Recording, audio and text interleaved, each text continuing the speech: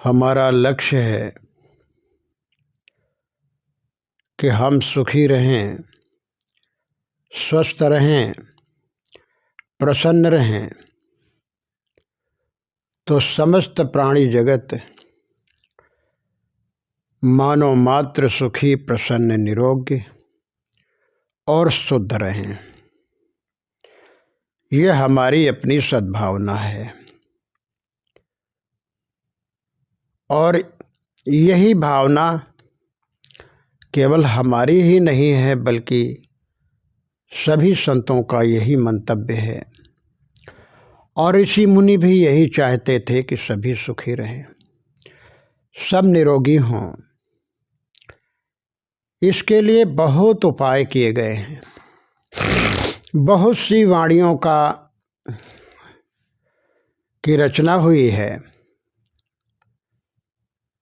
तमाम अपने अपने ढंग से महापुरुषों ने अपने अपने सिद्धांत निकाले, अपने अपने विचारों का प्रचार प्रसार किया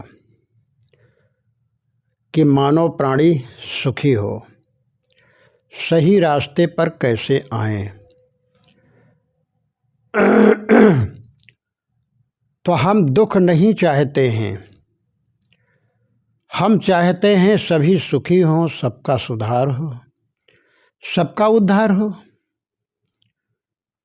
लेकिन फिर भी मन अलग अलग हैं, संस्कार अलग अलग हैं, विचार अलग अलग हैं, पंथ मत भी अलग अलग हैं।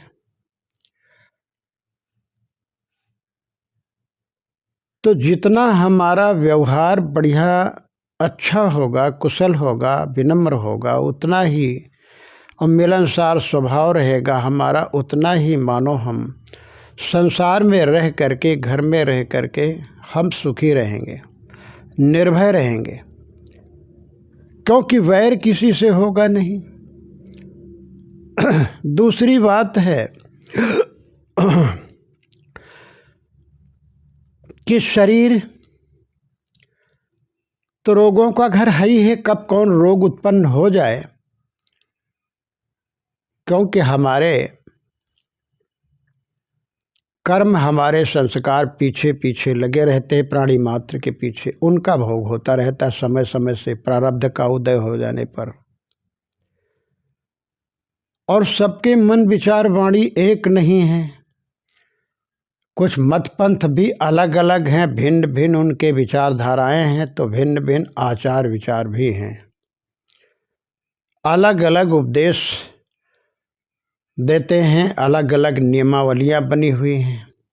फिर सबके विचार एक कैसे हो पाएंगे। हम तो चाहते हैं सभी स्वस्थ रहें और सभी का आहार विहार एक हो जाए, मतलब शुद्ध आहार विहार हो, सही रास्ते पर चलें।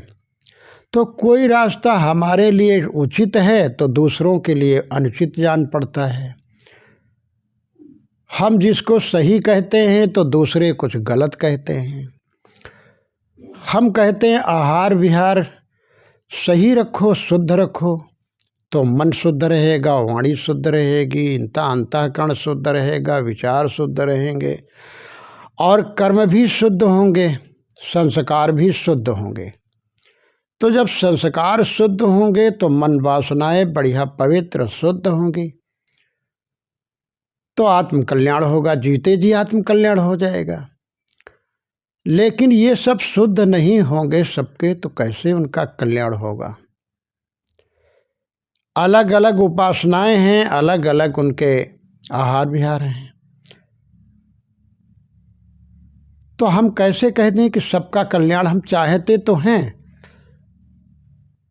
सभी संत महात्मा चाहते, महापुरुष चाहते हैं और इसके लिए जी तोड़ मेहनत करते हैं, अपने वाणी का प्रचार प्रसार करने में, उपदेश करने में जी तोड़ मेहनत कर देते हैं, एड़ी से चोटी तक जोर लगाते रहते हैं कि समाज सही हो जाए, इनको सही बोध हो जाए, भटकना बंद हो जाए, आहार विहार ठीक हो जाए। ये सभी लोग चाहते हैं। लेकिन फिर सबके आहार विहार, सबके विचार कैसे एक हो सकते हैं?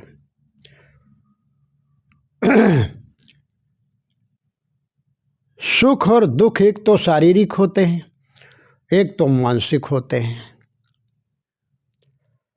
मन में हमारे यदि गलत कुछ भावनाएं चल रही हैं, मन गलत सोच रहा है, मन से गलत विचार हमारे चल रहे हैं, मन की क्रियाएं गलत और गंदी हो रही हैं, तो हमारे विचार कैसे शुद्ध रहेंगे? फिर आहार कैसे शुद्ध रहेंगे? तो इसलिए चाहिए कि हम सब लोग अपने मन वाणी कर्मों को पवित्र करने के लिए अच्छी संगत करें, सत साहित्यों का अध्ययन करें, महापुरुषों की जो वाणी है मानवता परक वाणी है, जिससे कि हमारा मानव समाज, हमारा मानव जीवन पवित्र, शुद्ध, निरोगी और सुखी रहे, हम सुखी रहें। इसके लिए चाहिए कि हम किसी से वैर न करें, दूसरे हैं किसी की निंदा बुराई हम न करते रहें। वैसे साहब तो कहते हैं, निंदक नियरे राखिए आंगन कुटी छवाए, बिन पानी साबुन बिना निर्मल करे सुहाए।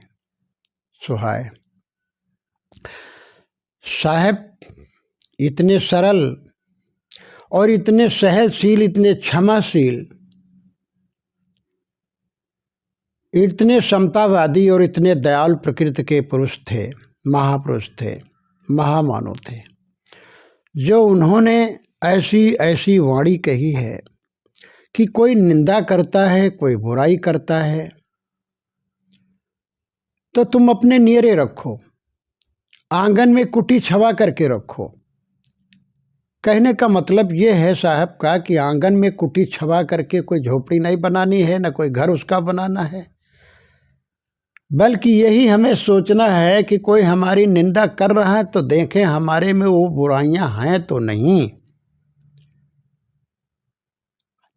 है, तो भी कह रहा है तो चलो हमें मानो हमें सावधान कर रहा है, और बिना साबुन पानी के ही मानो हमें स्वच्छ कर रहा है, साफ कर रहा है, अवगुण और बुराइयां वो ना आने पाएं, इसलिए मानो हमें वो सतर्क और सावधान कर रहा है।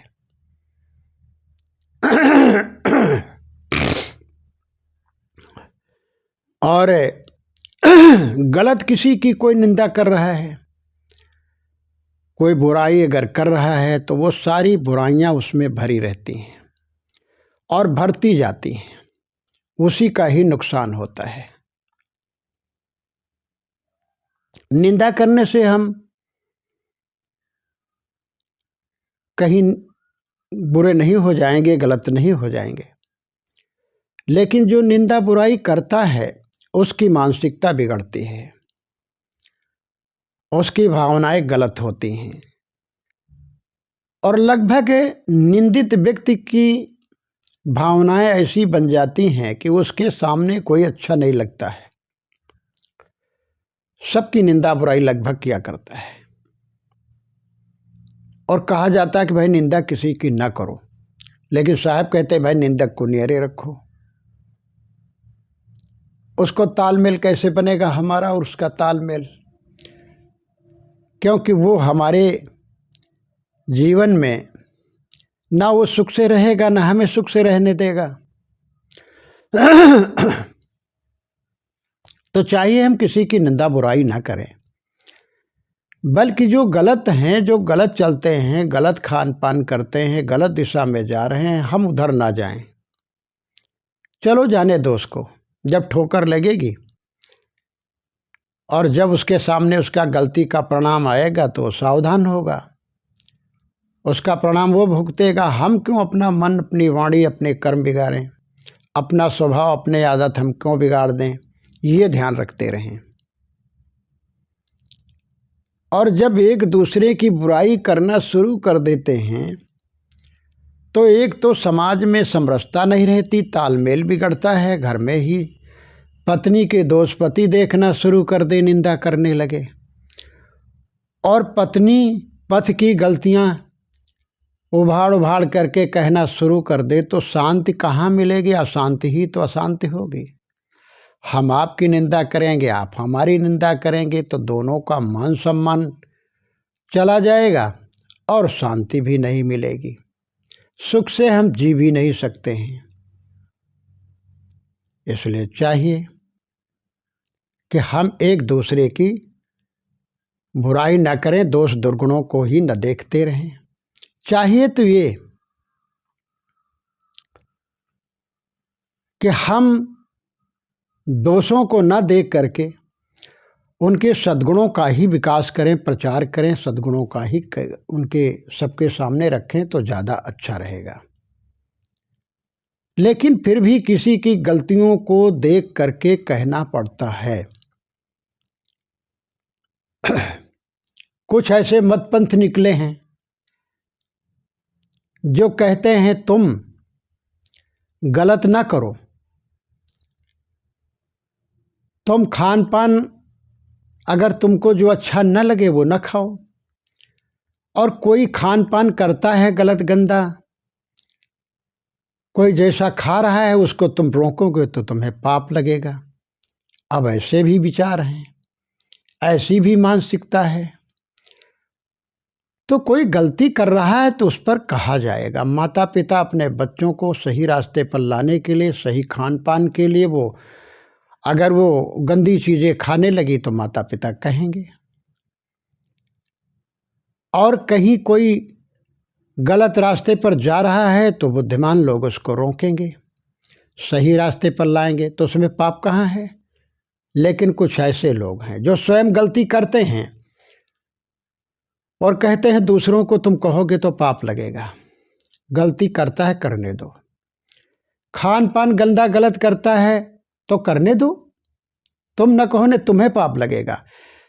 जो हत्या करता है, लूटपाट करता है, तो उसको नहीं पाप लगेगा, बल्कि हम कह देंगे तो हमें पाप लगेगा। अरे सच को सच कहने में निंदा नहीं है, बुराई नहीं है, पाप नहीं है।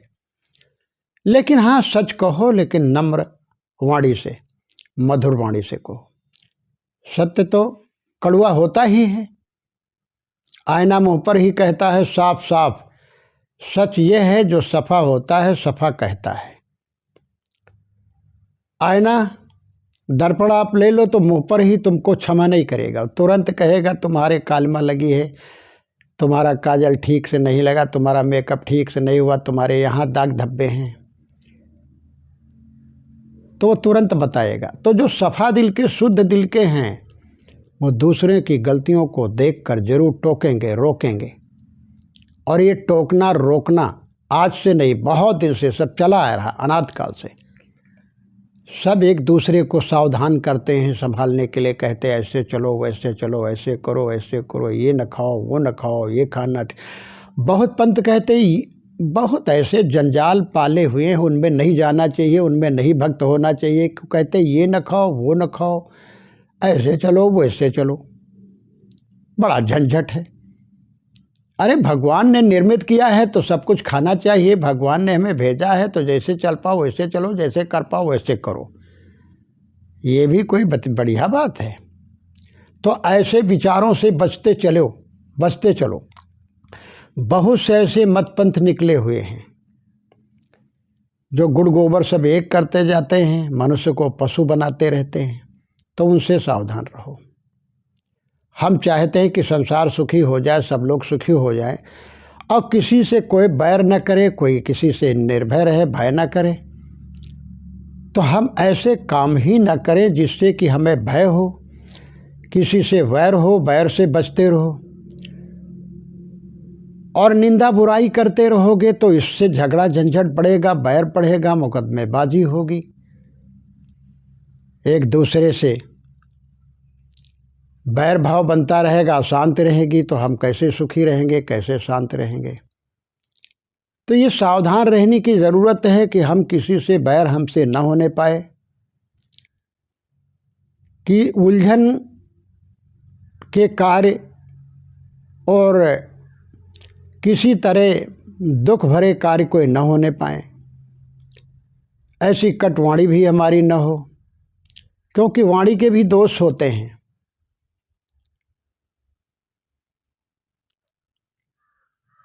तो वाणी के दोषों को मिटाने के लिए हमें मधुरता लानी होगी जीवन में, क्षमा भाव लाना होगा, क्योंकि साहब ने कहा कि निंदक नियरे राखिए, और निंदा को सह लेगा वही जिसमें दया भाव होगा, क्षमा भावना होगी और विवेक होगा, वही नहीं उलझेगा।